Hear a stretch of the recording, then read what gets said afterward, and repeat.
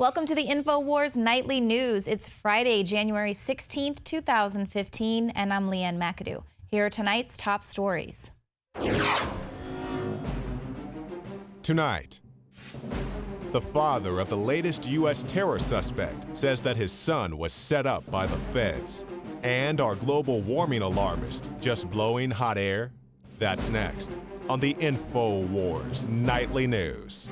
You got the Pope out there pushing carbon taxing. Australia's getting rid of it because they implemented it first and it wrecked their economy. It's wrecked the Spanish economy over in Spain. North Miami Beach police sparked outrage after it was revealed that they were using the mugshots of former felons for target practice. And what's sure to foment all of the anger and this theory that Black lives do not matter when it comes to relations with the police. 6 of the mugshots being used were of Black men. The 7th was a computer-generated image of what seemed to be a white man. And additionally, the sister of one of the men whose picture was riddled with bullet holes was the one who discovered these targets. This was Florida Army National Guard Sergeant Valerie Deant, and her other guardsmen arrived at a shooting range where she found that the people who had previously used the range, the North Miami Beach Police Department snipers, had been firing at old mugshots. She discovered one of them was her brother Woody, who spent 4 years in prison after a conviction 15 years ago. Woody, when he was asked about it, said, "I'm not even like that. I'm a career man. I've got a family. I work 9 to 5. Now, rather than apologize, the police chief said his department would stop using human targets until they amass enough targets to depict a more racially diverse blend of criminals. He said that his snipers a lot of them are minority, so they didn't do anything wrong here. He did say, however, that they would stop using mugshots and in the future they would instruct the police to remove the targets when they're done. You think? So there it is. It was really more of a matter of them getting caught doing this. So of course this is going to do little to quell the fears of a lot of people who think that the police here in America are being trained to fire upon American citizens in anticipation of some unknown cataclysmic event. But are these targets any worse than the ones being bought by the DHS to the tune of $2 million, $2 million taxpayer dollars? Now, we reported on these in 2013. They were realistic, no more hesitation targets, and they featured images of pregnant women, elderly people, and children.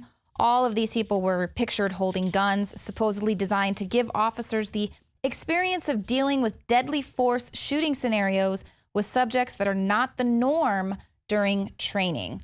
So, I mean, what is worse here? It's all terrible. It's all basically training the police to fire upon American citizens, even those that they wouldn't normally fire upon, which, you know, here I guess it's normally the mugshots of Black men. But you notice how none of these targets actually look like people who are committing terror plots. No, and while continuing to use, pregnant women and in the elderly, the West wants to continue arming moderate rebels, people who are actually going out there and committing terror. These are who we should really be worried about. But no, we're going to continue arming them. Now, these are moderate rebels who recently defected to ISIS. We reported that they brought with them weapons, cash, equipment, and the training that was provided to them by Saudi Arabia, Qatar, the U.S., and the U.K. And it was reported that some 3,000 moderate rebels of the Free Syrian Army had defected to the Islamic State.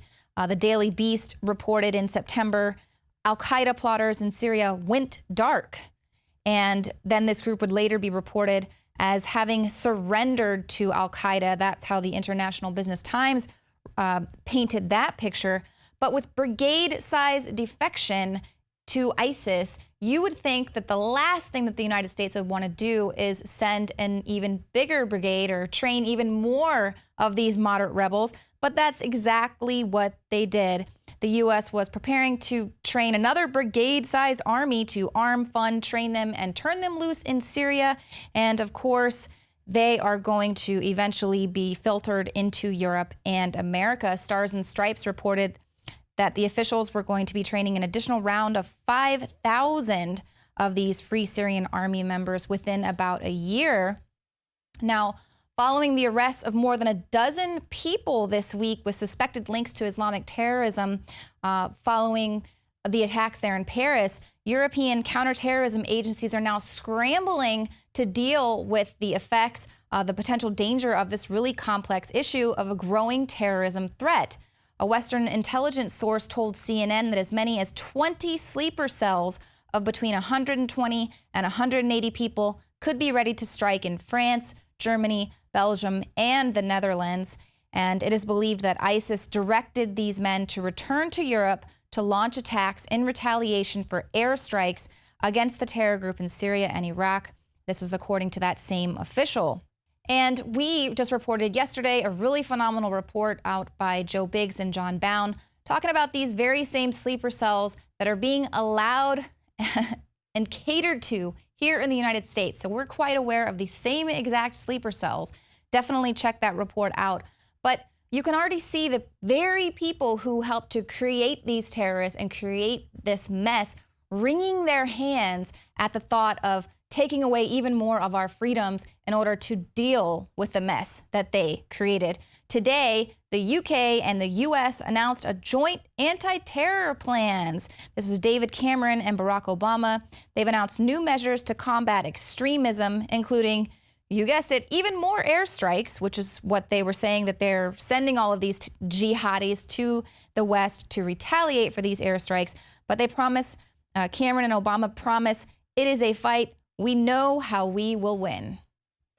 With our allies, we will confront it wherever it appears. In Iraq, the UK is the second largest contributor to the anti-ISIL coalition. RAF aircraft have conducted over 100 strikes and will continue to play a leading role. We will deploy additional intelligence and surveillance assets to help Iraqi forces on the ground, and we will ensure they are better trained and equipped to counter explosive devices. And the two countries say they will also share intelligence in an effort to learn from one another's experiences. I guess that means they're going to be sharing even more intelligence, even more of our private data. But they've also agreed to stage cyber war games. And this is an effort to boost each country's resistance to hack attacks. So the writing's on the wall. Expect to see more cyber war, more cyber false flags, and we can also expect to see some more FBI bomb plots thwarted by, that's right, you guessed it, the FBI. Now, this is following the pattern of the vast majority of previous domestic terror threats that have been cooked up by the FBI. Authorities say that the 20-year-old Christopher Lee Cornell planned to detonate pipe bombs and then fire on fleeing lawmakers and employees earlier this week. But his family is asserting that this young man was never capable of coordinating or funding such a conspiracy on his own. They say he was a mama's boy. Now, when Cornell began tweeting out his support for ISIS under an assumed name, he attracted the attention of the FBI. Now, one could say that this is just a 20-year-old loner, probably just out there searching for attention, but federal authorities saw it as an opportunity, and they set up a meeting with an FBI informant in Cincinnati over 2 days in October. And his father says they were taking him somewhere and they were filling his head with lots of this garbage. And he also disputes the claim that his son bought 2 semi-automatic rifles and 600 rounds of ammunition from a store in Ohio because he notes that his son only had $1,200 in his bank account, and the guns alone would have cost almost $2,000. He said, where did that money come from? Well, it came from the FBI, and they set him up. So sound familiar? We have heard this before. They've done this before when they've filled a truck with fertilizer so someone could drive it to the World Trade Center. And of course, the media, as usual, rallied around this false flag agenda, and they're putting up pictures of Cornell showing him with a question 9/11, and 9/11 was an inside job sticker and everything to, of course, try and tie him to the truth movement.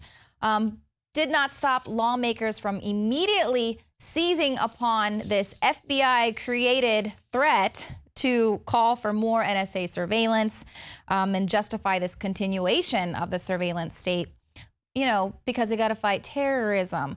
Now, Boehner said, We would have never known about this had it not been for the FISA program and our ability to collect information on people who pose an imminent threat. Boehner said, we would have never known about this had it not been for the FISA program and our ability to collect information on people who pose an imminent threat. But according to an FBI affidavit, authorities were tipped off by an informant who saw tweets posted by Cornell, just like the Boston bomber was found by a homeowner and not the thousands of militarized police who went out looking for him. Now, Boehner didn't give a pat on the back to the FBI for disrupting the very terror plot that they once again created. Nah, he just wants to credit the good old Patriot Act, and we need more of it. And that's exactly what we heard in the days immediately following the attacks here in Paris. They said that they're going to be begging us for all the data that we've been able to collect, and we're going to share it. Of course, the U.S. and the U.K. announced that that's indeed what they're going to start doing, joining forces today. Really, we're really seeing the ramp up and this push for a one world government and kind of just swirling chaos and terror all around in every part of the world in order to further this agenda. When will people stop buying this play? Because they're not going to stop until they take away every last bit of our freedom in the name of protecting us from terror. Now, coming up later in the show, I'm going to be speaking with Mark Morano of ClimateDepot.com, and he's going to be discussing the very UN agenda to do just that through the guise of environmental protection. Every year we make resolutions to lose weight and get in shape. And the truth is, it's hard, even with diet and exercise, because of toxic food in our environment that is stressing our bodies more than ever before. Working with experts in nutrition and biochemistry, I found that super high-quality nutraceuticals, in addition to my diet and exercise, were the answers that synergistically worked. I could see the drastic changes every day with the amount of weight I've lost, my increased stamina, and more of a twinkle in my eye. That's why we are now so excited to launch the INFOWARS Life Resolution Pack, combining 3 essential formulations: oxygen-based cleanser Oxy Powder, the Secret 12 bioavailable vitamin B12, and your choice of super female or super male vitality. Now all available at a discounted price to you and your family to bring in the new year and make 2015 a true success. That's InfoWarsLife.com or 888-253-3139. 2015 is the year to do it, and it all starts at InfoWarsLife.com.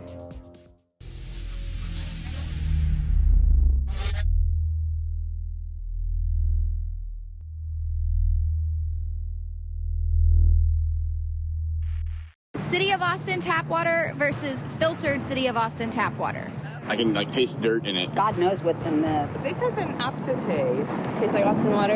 Yeah, it does. Ugh. These people just sampled City of Austin tap water straight from the faucet. Next, we had them try a sample of tap water filtered through the ProPure G2.0 filtration system. High quality H2O.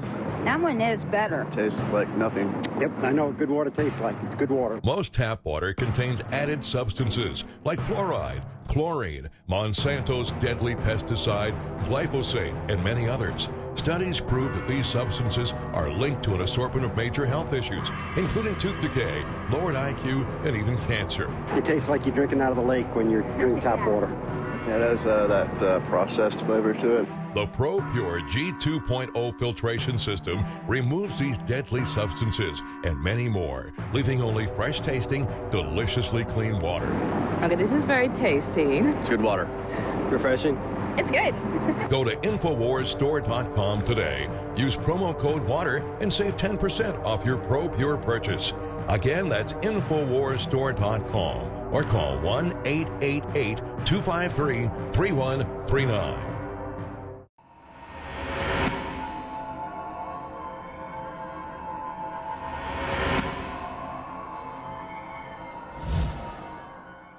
Gas prices have fallen far and fallen quickly, but don't celebrate yet. It's a manipulated price, and behind it are some horrific trends. Before we talk about those trends, I want to give you a quick comparison and some historical perspective. I just bought gas for $1.79 a gallon and a 20-ounce bottle of water for $1.29. That's $8.20.